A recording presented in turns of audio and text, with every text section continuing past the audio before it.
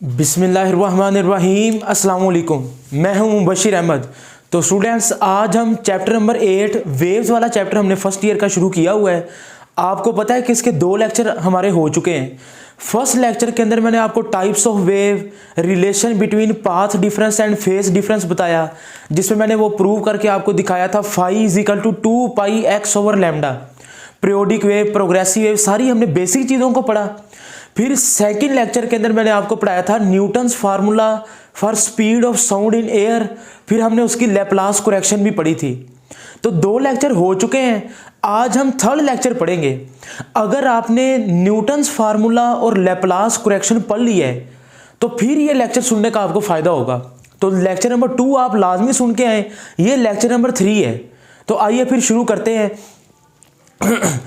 आपको पता है कि स्पीड ऑफ साउंड का final formula according to Laplace क्या था? v is equal to gamma P over rho, यही था ना। तो इसी फार्मूले को हम बेस बना के आगे लेके चलेंगे। हम देखेंगे कि मुख्तलिफ चीज़ों का, प्रेशर का, डेंसिटी का, मॉइस्चर का, टेम्परेचर का, विंड का, ये मुख्तलिफ चीज़ों का स्पीड ऑफ साउंड के ऊपर क्या असर पड़ेगा। इसमें बेटा मैं आपको पहले बता दूं, जो इफेक्ट ऑफ टेम्परेचर है ये लॉन्ग क्वेश्चन में आ सकता है और बाकी जो 4 चीज़ें हैं वो शॉर्ट क्वेश्चन में है। तो आइए फिर शुरू करते हैं आज का लेक्चर। तो जी इधर देखें जी, इफेक्ट ऑफ प्रेशर, इसका मतलब क्या है? प्रेशर का असर किसके ऊपर? जो पिछले लेक्चर में पढ़ा है, स्पीड ऑफ साउंड के ऊपर। तो जी बेटा, according to Laplace speed of sound का फार्मूला क्या था? v is equal to gamma P over rho. अब ये फाइनल फार्मूला आप लोगों ने ज़हन में रखना है। यही फार्मूला हर एक में अप्लाई होगा। ये हमने प्रूव कर चुके हैं पिछले लेक्चर में। Gamma is called constant. ये डाई एटॉमिक गैस के लिए इसकी वैल्यू 1.40 होती है। ये मैंने प्रूव करवा दिया पीछे। p is the pressure and rho is the density. ये प्रेशर और डेंसिटी है किसकी? एयर की। अब हमने प्रेशर का असर देखना है। ये शॉर्ट क्वेश्चन आता है। गैमा तो पहले ही कांस्टेंट है, गैमा की तो बात ही कोई नहीं ना, ये तो है ही कांस्टेंट। जब भी 2 चीजें डिवाइड हो रही हो तो मैंने आपको बताया हुआ है कि वो आपस में क्या होती हैं? Directly proportional. यानी कि प्रेशर और डेंसिटी डिवाइड हो रही हैं तो इसका मतलब है प्रेशर और डेंसिटी आपस में डायरेक्टली प्रोपोर्शनल है। यानी कि प्रेशर बढ़ाएंगे तो डेंसिटी भी बढ़ेगी। जरा तवज्जो करें, अगर हम प्रेशर बढ़ाएंगे डेंसिटी बढ़ेगी। तो जब प्रेशर के बढ़ाने से डेंसिटी बढ़ेगी, प्रेशर कम करेंगे डेंसिटी कम होगी। इट मीन कि जब प्रेशर बढ़ाएंगे तो डेंसिटी बढ़ेगी ना, तो रेशो एक जैसी ऊपर जाएगी, एक जैसी नीचे आएगी। तो स्पीड ऑफ साउंड के ऊपर कोई फर्क नहीं पड़ेगा। यानी कि हवा अगर तेज चल रही है, हवा स्लो चल रही है, स्पीड ऑफ साउंड को इस बात से गर्ज नहीं है।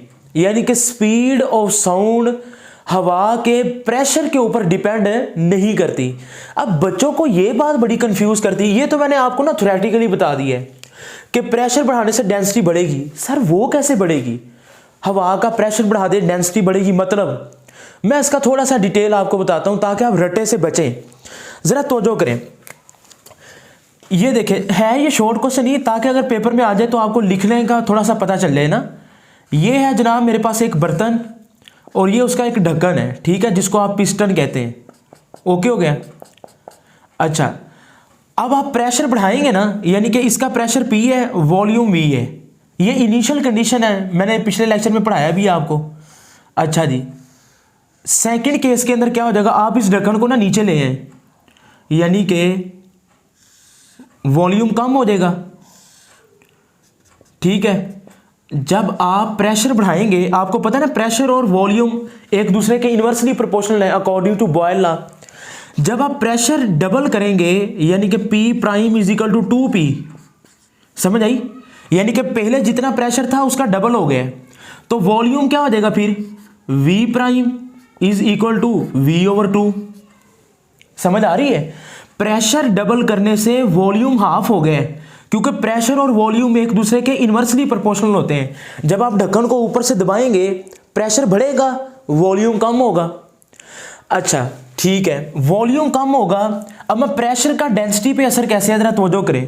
अब डेंसिटी का आपने फार्मूला पढ़ा हुआ है, rho is equal to M over we.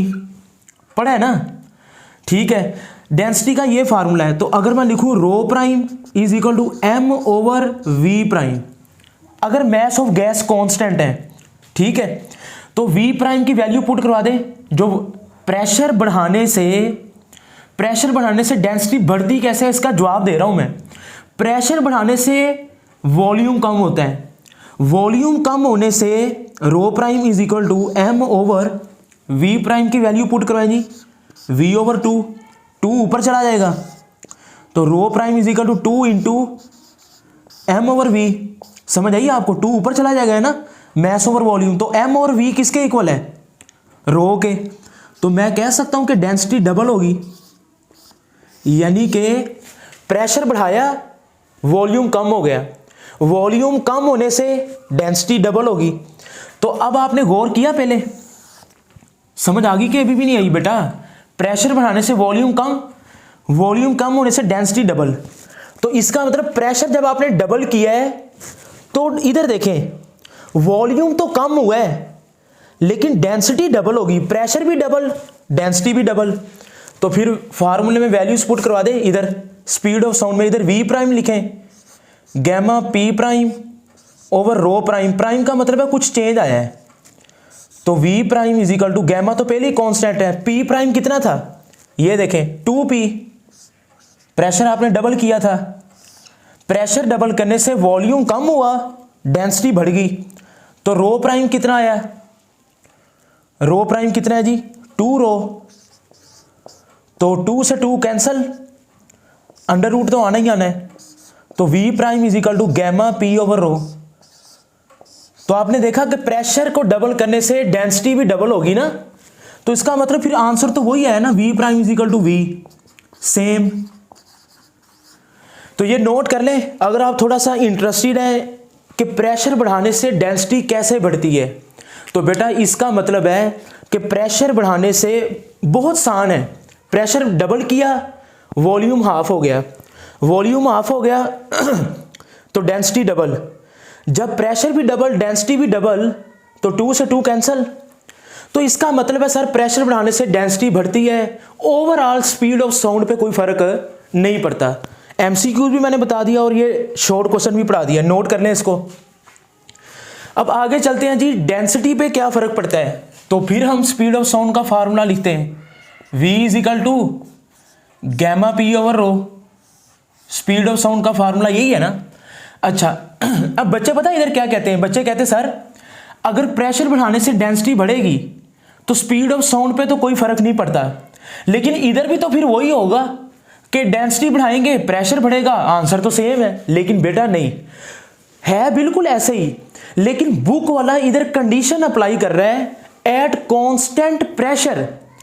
Book वाला कह रहा है कि प्रेशर और टेम्परेचर कांस्टेंट है, यानी कि at constant temperature and pressure, temperature भी कांस्टेंट है, प्रेशर भी कांस्टेंट है, ये हम सपोज कर रहे हैं। अच्छा अगर हम सपोज ना करें कि प्रेशर कांस्टेंट है, तो फिर तो आंसर वही आना है, जाहिर बात है। अगर प्रेशर डेंसिटी के डायरेक्टली प्रोपोर्शनल है तो फिर डेंसिटी भी प्रेशर के डायरेक्टली प्रोपोर्शनल ही है ना, आंसर तो सेम आना चाहिए।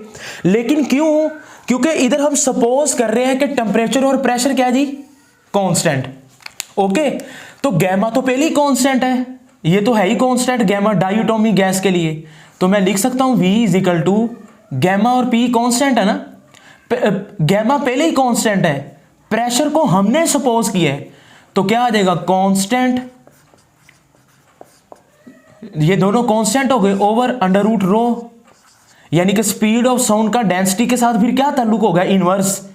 डेंसिटी बढ़ाएंगे स्पीड ऑफ साउंड कम होगी, तो इस रिलेशन को मैं ऐसे लिख सकता हूं कि speed of sound is inversely proportional to density, ऐसे ही होगा ना, स्पीड ऑफ साउंड डेंसिटी के इनवर्सली प्रोपोर्शनल है। तो इसको ऐसे भी तो लिखा जा सकता है कि V1 over V2 is equal to V1, अगर दो गैसेस का जिक्र हम करें तो V1 ओवर V2, अब डेंसिटी उलट है तो इधर क्या आएगा ρ2 ओवर ρ1 होल का अंडर रूट।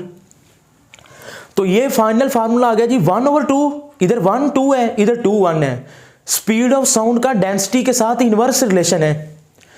ठीक है, अब आपकी बुक वाला क्या कहता है, बुक वाला कहता है जी density of oxygen is greater than 16 times density of hydrogen gas.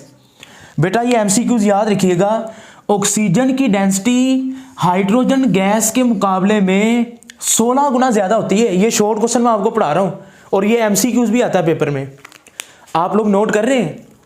Short question यहां तक कंप्लीट हो चुका, लेकिन अब आपको एक नया शॉर्ट क्वेश्चन पढ़ा रहा हूं, पेपर में आता है, आप लोग साइड पे लिख लेंगे कि ऑक्सीजन की डेंसिटी हाइड्रोजन के मुकाबले में 16 गुना ज्यादा है। अब ऑक्सीजन की डेंसिटी ज्यादा है, इसका मतलब है फिर ऑक्सीजन की स्पीड ऑफ साउंड कम होगी। तो जरा देखें, हम प्रूव करते हैं। तो दो गैसेज है, एक ऑक्सीजन है एक हाइड्रोजन है, तो 1 और 2, तो V1 की जगह पे मैं लिख लेता हूं जी हाइड्रोजन गैस, V2 की जगह पे मैं लिख लेता हूं oxygen gas O2 is equal to, इधर क्या आ जाएगा, अगर हाइड्रोजन ऊपर है ऑक्सीजन नीचे तो इधर उलट हो जाएगा ना, फिर डेंसिटी ऑफ ऑक्सीजन रो 2 की जगह पे, रो 1 की जगह पे डेंसिटी ऑफ हाइड्रोजन। तो वैल्यूज पुट करवा दें जी, speed of hydrogen over speed of oxygen is equal to, values put करवाएं, रो O2 ऑक्सीजन की डेंसिटी हाइड्रोजन के मुकाबले में 16 गुना ज्यादा है, तो रो O2 की वैल्यू क्या है 16 रो H2 ओवर रो H2, H2 का मतलब हाइड्रोजन, H2 से H2 कैंसल, ठीक है ये कैंसिल हो गया। तो बाकी क्या आ गया जी फिर, तो जी बेटा बाकी क्या आ जाएगा, VH2 over VO2 is equal to 16 over, ये कैंसिल हो गया ना 1, 16 का अंडर रूट क्या आ जाएगा 4, तो VH2 over VO2 is equal to 4, 1 का अंडर रूट तो 1 ही हो जाएगा, इसको क्रॉस मल्टीप्लाई करवा दें, VH2 is equal to 4 VO2। तो यही शॉर्ट क्वेश्चन है जी, speed of sound in hydrogen gas is 4 times the speed of sound in oxygen gas. यानी कि हाइड्रोजन गैस की डेंसिटी तो कम थी, ठीक है, लेकिन हाइड्रोजन गैस की स्पीड ऑफ साउंड ज्यादा है।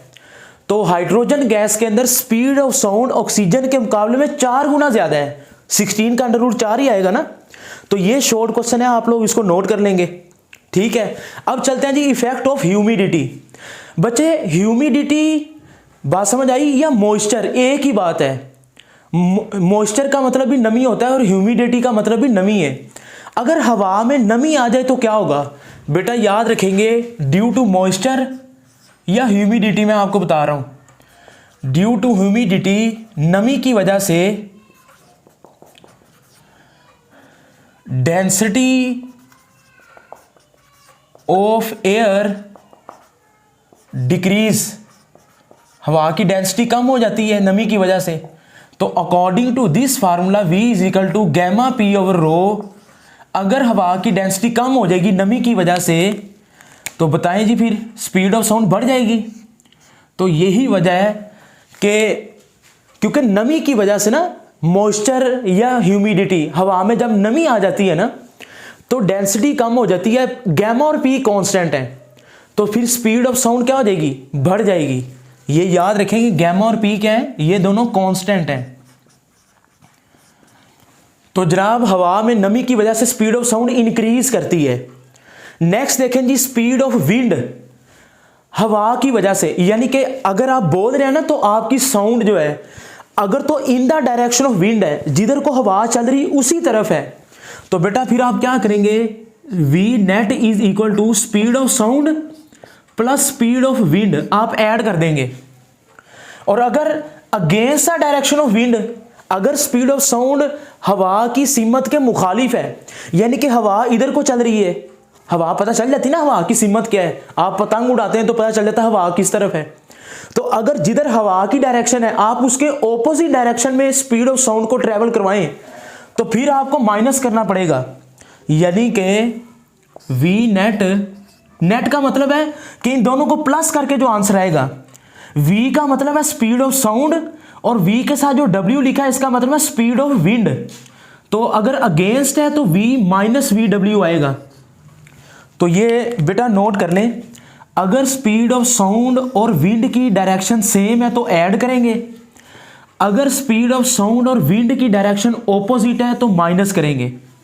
ओके, नेट का मतलब है दोनों को प्लस करके जो आंसर आएगा, यानी कि अगर हवा की सीमत में आप बोलेंगे ना तो जाहिर बात स्पीड ऑफ साउंड बढ़ेगी, अगर आप उसके अगेंस्ट बोलेंगे तो माइनस करना पड़ेगा, तो इसका मतलब फिर वो कम होगी वैल्यू। तो ये दो फार्मूले आप लोग नोट कर लें जी, शाबाश।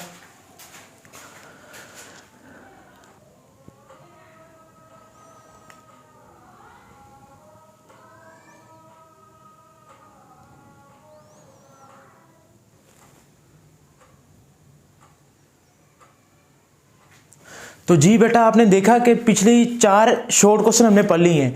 अब हम देखेंगे कि टेम्परेचर का क्या असर होता है स्पीड ऑफ साउंड के ऊपर। तो आइए फिर ये शुरू करते हैं। जब टेम्परेचर का इफेक्ट नोट करना है तो आपने ये सपोज कर लेना है कि at constant pressure we suppose that कि प्रेशर कांस्टेंट है, तो स्पीड ऑफ साउंड का फार्मूला क्या है जी, V is equal to gamma P over rho. यही है ना फार्मूला स्पीड ऑफ साउंड का। गैमा तो पहले ही कांस्टेंट है, प्रेशर को हमने सपोज कर लिया कि ये कांस्टेंट है। अब टेम्परेचर का असर कि अगर हवा गर्म होगी या हवा ठंडी होगी, बाज़ का हम हीटर चला लेते हैं, टेम्परेचर बढ़ जाता है, तो क्या टेम्परेचर का भी असर होगा स्पीड ऑफ साउंड के ऊपर? इसी चीज को हमने चेक करना है। बच्चे देखें, गैमा तो पहले ही कांस्टेंट है, प्रेशर को हमने सपोज कर लिया कि ये कांस्टेंट है। अब टेम्परेचर कितना है हमें तो नहीं पता, तो हम मिनिमम और मैक्सिमम कंडीशन लेते हैं। अगर टेम्परेचर 0 डिग्री सेंटीग्रेड है तो क्या आ जाएगा, speed of sound V0 is equal to gamma P, ये दोनों कांस्टेंट हैं, और इधर आ जाएगा रो 0। समझ आई? यही फार्मूला ना इधर 0 लिख दिया है, मतलब टेम्परेचर 0 डिग्री सेंटीग्रेड है मिनिमम, एंड अब ज्यादा से ज्यादा कितना हो सकता है, VT is equal to gamma P over rho T। अब इधर रो T से बड़ा टाइम नहीं है, T से बड़ा टेम्परेचर है, आपने परेशान नहीं होना इधर। This is equation number 1 and this is equation number 2। तो लिखें जी फिर divide equation number 2 by 1, equation 2 और 1 को डिवाइड कर दें तो क्या आंसर आ जाएगा जी आपके पास। 2 की लेफ्ट साइड लिखें VT ओवर 1 की लेफ्ट साइड V नोड। अच्छा इधर ना आप V को थोड़ा सा छोटा लिखेंगे क्योंकि इस लॉन्ग क्वेश्चन में 2 V यूज होने हैं, मैं आपको बताता हूं। 2 की लेफ्ट साइड ओवर 1 की left side VT over V node is equal to 2 की राइट साइड क्या होगी, gamma P over rho T under root. अब जरा इधर आपने तवज्जो करनी है, जब V नोड की आप वैल्यू पुट करवाएंगे डिनोमिनेटर में, जब इधर आएगी तो ये उलट नहीं हो जाएगी, तो मल्टीप्लाई करवा के हम क्या लिखेंगे, रो नोड ओवर गैमा P, ऐसी है ना। तो देखें जी गैमा P से गैमा P कैंसिल, और ये हमने सपोज तो किया था कि प्रेशर क्या है, कांस्टेंट, गैमा तो पहले ही कांस्टेंट है। अब ये कट जाएगा आपस में, तो फिर क्या इक्वेशन बच गई आपके पास, VT over V node is equal to rho node over rho T whole का under root. This is equation number 3। अब जनाब हमें क्या चाहिए, हमें rho node over rho T की वैल्यू चाहिए। तो अब मैं rho node over rho T की वैल्यू निकालने लगा हूं। बेटा आपने छोटी क्लासेस के अंदर ना एक इक्वेशन पढ़ी होगी, 9th क्लास के अंदर फिजिक्स में आपने एक लॉन्ग क्वेश्चन पढ़ा है, वॉल्यूम थर्मल एक्सपेंशन। एक लीनियर थर्मल एक्सपेंशन था, L is equal to L node 1 plus alpha T, और एक वॉल्यूम था V is equal to V node 1 plus beta T. ये 2 लॉन्ग क्वेश्चन है 9th क्लास में फिजिक्स में, 9th क्लास फिजिक्स की बुक है, चैप्टर नंबर 8 है। तो ये वॉल्यूम एक्सपेंशन आपने पढ़ा हुआ है, क्या होता है मैं इधर लिख देता हूं, VT is equal to V node plus VT is equal to V node into 1 plus beta into T. तो VT is equal to V node 1 plus beta T, ये आपके पास आ जाएगा, ठीक है। अच्छा ये इक्वेशन आपने कहां पे पढ़ी है, मैंने आपको बता दिया है, 9th क्लास चैप्टर नंबर 8 में, ये लॉन्ग क्वेश्चन था। अब ये बीटा है ना बच्चे, बीटा ये कांस्टेंट है, इसकी वैल्यू होती है 1/273। अब ये इक्वेशन का प्रूव है बकायदा, लेकिन अब आप गौर करें, ये जो छोटा v हमने लिखा है ना, ये जो स्मॉल v है, ये स्पीड को जाहिर कर रहा है। ये देखें मैंने थोड़ा सा बड़ा v लिखा है, ये वॉल्यूम को है। अक्सर बच्चे यहाँ पे कंफ्यूज होते हैं। तो बेटा वॉल्यूम किसके इक्वल होता है आपको पता है ना, डेंसिटी का फार्मूला क्या है, rho is equal to m/v, mass over volume. तो फिर वॉल्यूम की वैल्यू पुट करवाएं, v इधर आ जाएगा, रो नीचे चला जाएगा। तो वॉल्यूम की जगह पे क्या लिखूंगा, m/रो इज इक्वल टू m/रो इंटू 1 + βT। इस स्टेप की आपको समझ आई कि नहीं आई? अगर इधर t है तो इधर t लिख दे, इधर v नोड है तो रो नोड लिख दे। समझ आई कि नहीं? मैंने वॉल्यूम की वैल्यू पुट करवाई है m/रो। वॉल्यूम की वैल्यू कहां से आई? इस इक्वेशन से। ये डेंसिटी की इक्वेशन आपने पढ़ी हुई है, मैस ओवर वॉल्यूम। तो मैस ओवर वॉल्यूम, वॉल्यूम इधर आ जाएगा, रो नीचे चला जाएगा। तो volume is equal to mass over density, mass over density, mass over density. T का मतलब टेम्परेचर है, तो m से m cancel, 1/ρT is equal to 1/रो naught into 1 + β into T. Rho naught divide उधर जाके मल्टीप्लाई हो जाएगा, तो rho node over rho T is equal to 1 + β into T. ऐसी है, rho node over rho T is equal to 1 + β into T. अब बच्चे जरा आप तवज्जो कीजिएगा कि ये जो बीटा की वैल्यू है ना, ये कितनी होती है? बीटा की वैल्यू होती है, बीटा इज इक्वल टू 1/273। ये कांस्टेंट है, तो फिर इसकी वैल्यू पुट करवा दें, क्या आ जाएगा, rho node over rho T is equal to 1 + T/273। Beta की वैल्यू पुट करवा दी। टी का मतलब टेम्परेचर है, टाइम नहीं है। मैं बार बार ये रिपीट कर रहा हूं ताकि आपके जेहन में बैठ जाए। अब ये देखें कि rho node over rho T की वैल्यू निकालनी थी, ये आ चुकी है। तो put the value of rho node over rho T in equation number 3। So equation number 3 becomes, equation number 3 क्या बन जाएगी, VT/V node is equal to √, under root तो आना ही आना है, ठीक है। Rho node over rho T की जगह पे क्या आ जाएगा, 1 + T/273। अच्छा भाई इधर आपसे एक सवाल पूछता हूं, मुझे बताएं कि ये v का मतलब स्पीड है या वॉल्यूम है? अब आपके शायद कुछ बच्चों के दिल में वॉल्यूम आया हो, नहीं ये स्पीड है, ये छोटा v है। बच्चे वॉल्यूम की बस यही इक्वेशन थी, बस इधर वॉल्यूम की वैल्यू पुट करवाई, तो अब वॉल्यूम का चक्कर खत्म हो चुका है। अब ये स्पीड ऑफ साउंड को जाहिर कर रहा है। आपने एक स्पीड के लिए स्मॉल v यूज करना है और वॉल्यूम के लिए कैपिटल V। तो बेटा इस इक्वेशन को मैं नाम दे लेता हूं जी इक्वेशन नंबर 4। ये देख लें, 1 और 2 डिवाइड किया तो इक्वेशन नंबर 3 आ गई। रो नोड ओवर रो टी की वैल्यू पुट करी। ये सारा जो प्रोसेस है ये रो नोड ओवर रो टी की वैल्यू निकालने के लिए था। मैं इसको हाईलाइट कर देता हूं, रो नोड ओवर रो टी की ये वैल्यू है, ठीक है। अब देखें इधर आप इक्वेशन नंबर 4 का एलसीएम लें, क्या आ जाएगा, VT/V node is equal to 273 LCM आ जाएगा, और ऊपर क्या आ जाएगा, 273 + T होल का अंडर रूट। ऐसी है ना, 273 एलसीएम आके ऊपर चला जाएगा, 273 + T। अब बेटा आप केमिस्ट्री के अंदर पढ़ते होंगे 273 इज अ एब्सोल्यूट टेम्परेचर। तो इसको आप क्या लिखेंगे, VT/V node is equal to 273 + T, this is called capital T, absolute temperature. और 273 को आप लिखेंगे T0।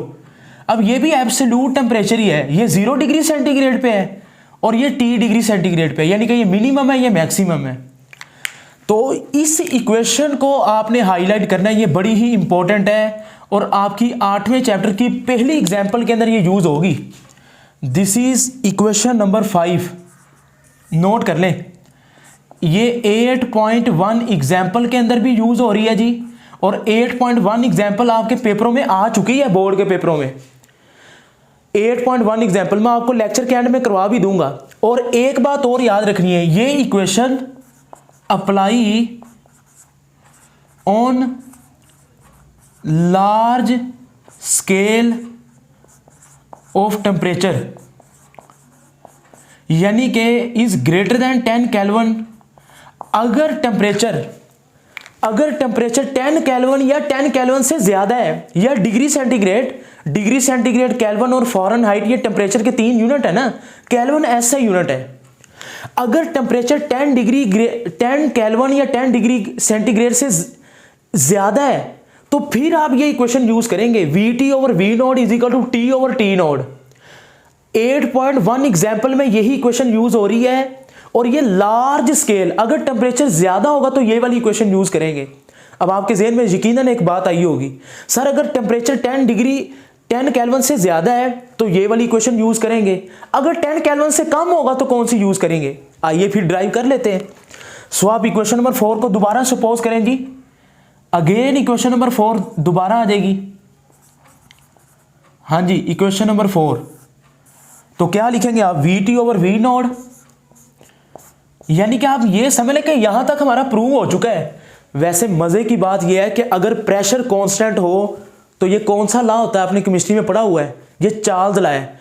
और according to Charles law at constant pressure volume is directly proportional to temperature. तो ये शॉर्टकट तरीका भी है, लेकिन वो मैं बताऊंगा नहीं, MD कैट में हम बच्चों को बताते हैं।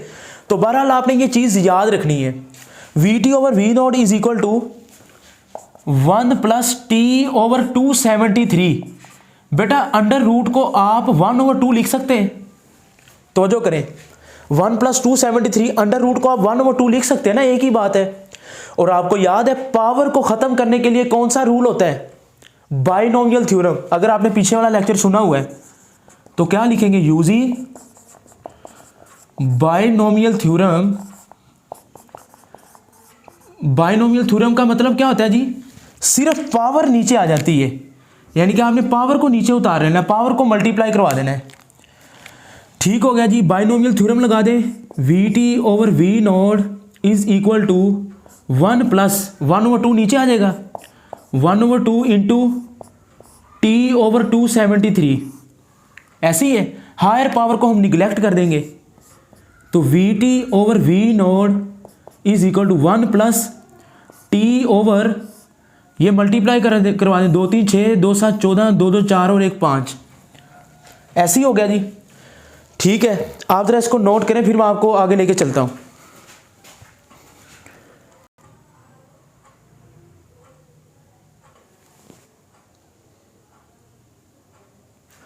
तो जी बेटा आप जरा तवज्जो करें, VT over V node is equal to 1 plus T over 546। हम यहां तक पहुंच चुके हैं। तो जरा देखें, V नोड डिवाइड हो रहा, उधर जाके मल्टीप्लाई हो जाएगा, तो हमारे पास आंसर क्या आ जाएगा, VT is equal to V node into 1 plus T over 546। ऐसी है, V नोड को अंदर मल्टीप्लाई करवा दे, VT is equal to V node, V node 1 के साथ मल्टीप्लाई होगा तो V नोड ही आ जाएगा, प्लस इसके साथ मल्टीप्लाई होगा तो V node into T over 546। अब ये आपकी टेक्स्ट बुक में लिखा हुआ है कि V नोड की वैल्यू आपने पुट करवानी है सेकंड फैक्टर के अंदर। V नोड की वैल्यू क्या है, speed of sound at 0 degree centigrade 332। तो लिखें जी, put V node is equal to 332 metre per second in second factor. Second factor के अंदर आपने वैल्यू पुट करवानी है, फर्स्ट के अंदर नहीं। अक्सर बच्चे ये सवाल करते हैं, तो बुक वाले ने खुद ही कहा हुआ है VT is equal to V node की वैल्यू पुट करवाएं जी, 332 ओवर 546 इंटू T का मतलब टेम्परेचर है, टाइम नहीं है। ओके, 332 ओवर 546 क्या आंसर आ जाएगा, VT is equal to V node plus 0.61 into T। तो this is your final answer. अब बेटा आप जरा तवज्जो करें, इधर T का मतलब टेम्परेचर है, ये वाली इक्वेशन यूज करेंगे हम apply on a large scale of temperature. जिन चीजों का टेम्परेचर 10 केल्विन या उससे ज्यादा है तो ये वाली इक्वेशन यूज करेंगे। देखे ना, VT ओवर V नोड, चीज तो यही है, ये V नोड इधर आ जाएगा नीचे। आप फॉर्मेशन बदली है ना इक्वेशन की। और ये वाला फॉर्मूला कब अप्लाई होगा, अप्लाई ऑन स्मॉल स्केल, यानी कि अगर टेम्परेचर लेस देन 10 केल्विन है तो ये नोट कर लें, दो फार्मूले हैं स्पीड ऑफ साउंड मालूम करने के लिए टेम्परेचर के केस में।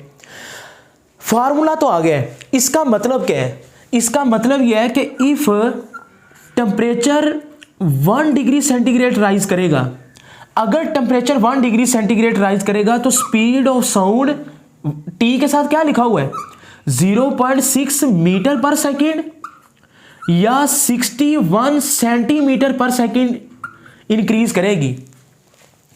यही तो एमसीक्यूज है ना कि 1 डिग्री सेंटीग्रेड टेम्परेचर बढ़ाने से क्या था, हम पढ़ क्या रहे हैं, इफेक्ट ऑफ टेम्परेचर, टेम्परेचर का असर। तो यही तो आंसर आया हमारा कि अगर हवा का टेम्परेचर 1 डिग्री सेंटीग्रेड बढ़े तो उसकी स्पीड ऑफ साउंड में कितना इजाफा होगा 0.61 मीटर पर सेकेंड। मीटर को सेंटीमीटर में कन्वर्ट करने के लिए आप 100 से मल्टीप्लाई करवा दें, या 61 सेंटीमीटर। अगर सेंटीमीटर में लिखेंगे तो 61 आएगा, मीटर में लिखेंगे तो 0.61 आएगा। ये बात आपने एमसीक्यूज के लिहाज से तैयार करनी है जी, ठीक है। ये हो गए आपके MCQs.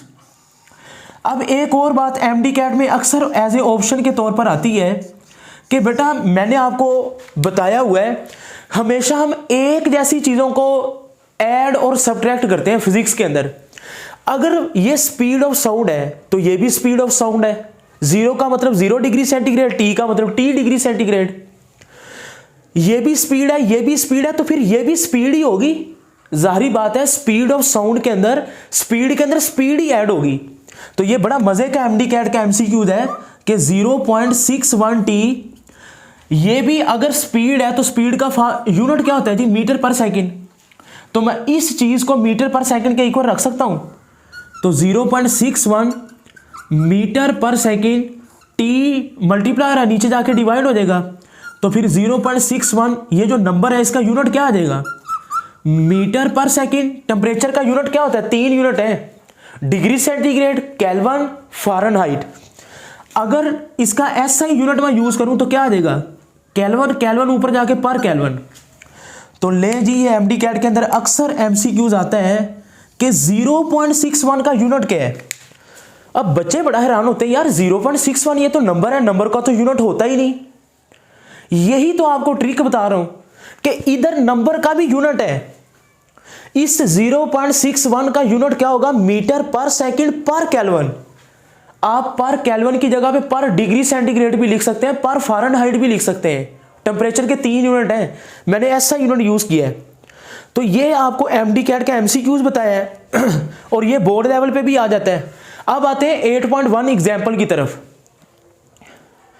Find the temperature find out करें at which velocity of sound in air is 2 time. Sir velocity कितनी हो जाए, डबल हो जाए। ये देखिए vt is equal to 2v naught, velocity double हो जाए और at its velocity is 10 degree centigrade और टेम्परेचर कितना है 10 डिग्री सेंटीग्रेड। बेटा याद रखेंगे डिग्री को केल्विन में कन्वर्ट करवाने के लिए 273 प्लस करते हैं, तो 10 प्लस 273 283 केल्विन। तो अब ये कौन सी इक्वेशन लगेगी बताएं, ये वाली है ये वाली, इसको हम इक्वेशन नंबर 6 कह देते हैं। यानी कि मुझे आप बताएं कि इक्वेशन नंबर 5 लगनी है या 6। टेम्परेचर कितना है 10 डिग्री सेंटीग्रेड, तो ये देखा 10 डिग्री यानी कि अगर तो या तो 10 केल्विन हो या उससे ज्यादा हो। ठीक है, आप ऐसा करें कि इधर आप यही लिख लें कि 10 डिग्री सेंटीग्रेड, हम यूनिट ना 10 डिग्री सेंटीग्रेड ले लेते हैं। ठीक है, और इधर भी क्या लिख लेते हैं डिग्री, क्योंकि केल्विन में भी फर्क आ जाएगा ना, क्योंकि डिग्री को केल्विन में कन्वर्ट करने के लिए 273 ऐड करेंगे, फिर हम दूसरे यूनिट में कन्वर्ट हो जाएंगे। सॉरी फॉर डैट, आपने बस अब ये याद रखना है अगर टेम्परेचर 10 डिग्री सेंटीग्रेड या उससे कम है, ठीक है 10 डिग्री सेंटीग्रेड से कम है, तो ये वाली इक्वेशन लगेगी। यानी कि 1 2 3 4 5 6 8 9 डिग्री सेंटीग्रेड तक ये वाली इक्वेशन यूज होगी। 10 डिग्री सेंटीग्रेड या उससे ज्यादा अगर टेम्परेचर हो तो ये वाली लगेगी। तो इसीलिए हम ये वाली इक्वेशन यूज करेंगे, Vt over V nought is equal to T over T nought under root. तो Vt की वैल्यू पुट करवाएं जी 2V nought over V nought, T over T nought की वैल्यू क्या है 283। हमने डिग्री से केल्विन में चले गए ना, V नॉट से V nought cancel, 2 is equal to T over 283 under root खत्म करने के लिए taking square on both side, तो अब जगह थोड़ी सी कम पड़ गई है, बहरहाल taking square root, MD CAT में इसका शॉर्टकट भी है, तो सॉरी टेकिंग स्क्वायर रूट नहीं लिखना बल्कि स्क्वायर लिखना है। तो 2 का स्क्वायर 4, इधर क्या आ जाएगा टी ओवर 283, ऐसी है ना, 283 इधर आके मल्टीप्लाई हो जाएगा, 4 multiply by 283 is equal to T, तो क्या आ जाएगा जी टी इज इक्वल टू 283 को आप 4 से मल्टीप्लाई करवा दें, 28304, तो आंसर आ जाएगा बेटा 1132 केल्विन। तो ये आंसर आ चुका है 1132 केल्विन। लेकिन चूंकि उसने क्वेश्चन के अंदर डिग्री सेंटीग्रेड में दिया हुआ है, डिग्री से केल्विन में जाने के लिए 273 ऐड करते हैं और केल्विन से डिग्री में आने के लिए 273 माइनस करते हैं, तो 1132 माइनस 273, तो ये आ जाएगा जनाब 859 डिग्री सेंटीग्रेड। तो ये दोनों आंसर ही ठीक है, एक केल्विन में एक डिग्री में है। मैं इसका जूम आउट व्यू भी दे देता हूं। अब आपने शॉर्टकट समझना है कि नहीं, ये तो आ गया ना आपके बोर्ड लेवल पे, तो अगर एग्जांपल आएगी तो आप इसी तरह करेंगे। अगर एमडी कैट में पूछा जाए तो इसका शॉर्टकट ये होगा, किधर लिखें जनाब, चलें इधर मैं लिख देता हूं, T2 is equal to n square T1। लें जी, ये इसका शॉर्टकट फार्मूला है, shortcut for MD CAT. Example 8.1 के लिए T2 is equal to n square T1। अब उसने क्या कहा कि speed of sound in air is 2 time, तो n की वैल्यू 2 है, 2 का स्क्वायर 4, तो 4 मल्टीप्लाई है जितना टेम्परेचर दिया गया हो, और टेम्परेचर कितना है 10। लेकिन भाई आपने टेम्परेचर केल्विन में यूज करना है, जितनी भी टेम्परेचर की वैल्यू दी गई हो उसमें 273 आपने ऐड करवा देना है। देखें टेम्परेचर कितना 10 है ना, 273 ऐड करें 283 मल्टीप्लाई बाय 4, तो यही आंसर आ जाएगा। अगर मैं यही लिख दूं कि speed of sound in air is 3 times, तो फिर आप फंस जाएंगे, फिर तो आपने रट्टा मारा है। फिर इधर आएगा 3v नॉट, ये लॉन्ग कैलकुलेशन है बोर्ड लेवल के लिए, तो फिर इधर आ जाएगा 3 का स्क्वायर 9, तो आप मल्टीप्लाई करेंगे 9 मल्टीप्लाई बाय 283। अगर स्पीड ऑफ साउंड 4 गुना हो जाए तो 4 का स्क्वायर 16 मल्टीप्लाई बाय 283, तो n की वैल्यू उतनी होगी जितनी स्पीड ऑफ साउंड बड़ी है, तो n स्क्वायर T1। तो ये शॉर्टकट है। आई होप कि आज का लेक्चर आपको अच्छा लगा होगा बेटा। ठीक है, अपना बहुत सा ख्याल रखें, कमेंट सेक्शन में फीडबैक दें, वीडियो को लाइक करें, कमेंट करें, शेयर करें, ताकि इल्म का सफ़र ये आगे चलता रहे और बाकी सब बच्चों का भी फ़ायदा हो। अपना बहुत सा ख्याल रखें। मुबशर अहमद को दें इजाज़त। अल्लाह हाफिज़।